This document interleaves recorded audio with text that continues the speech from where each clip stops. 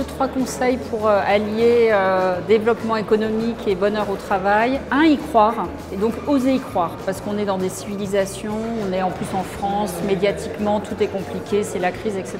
La deuxième chose, je dirais, s'inspirer d'autres entreprises, parce que ça donne des idées, ça donne des modes opératoires, ça rassure, ça donne de l'énergie. Et la troisième chose, je dirais, participer à Great Place to Work, ça permet à la fois de se challenger et de le mesurer. 3 conseils, ça pourrait être d'abord d'éliminer les signes extérieurs de pouvoir, donc d'accepter que le rôle du patron aujourd'hui, ce soit plus forcément de gouverner, mais davantage d'inspirer. Ensuite, le deuxième conseil, ça serait d'écouter ses salariés. Il y a beaucoup plus de chances que les idées soient meilleures et plus efficaces pour la société. Et puis le troisième, c'est tout simplement d'essayer, d'y aller, de prendre le pari de changer l'organisation de son entreprise, parce qu'il y a beaucoup de bonnes surprises, y compris pour le dirigeant. Je dirais qu'il faut être cohérent entre ce que vous faites en matière de politique RSE externe et ce que vous faites en matière de politique RH interne. Vous pouvez faire des choses formidables en RSE sur les territoires, en matière d'insertion, en matière de travail et handicap, en matière de GPEC territorial.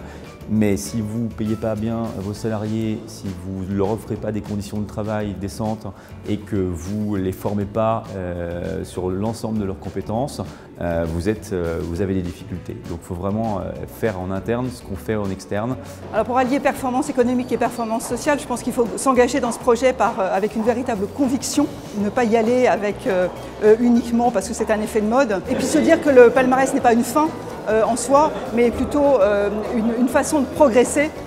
Et l'idée, c'est pas de gagner 2 places, mais c'est de rester dans le palmarès. Rien n'est jamais fini, donc il faut vraiment être dans un processus d'amélioration continue. Et ça, c'est important, donc toujours se remettre en cause. Le conseil que je peux donner, c'est être patient pour ce changement en profondeur. Il y a certaines populations qui ne sont pas à l'aise dans le changement. Il y a certains chefs qui ne sont pas à l'aise.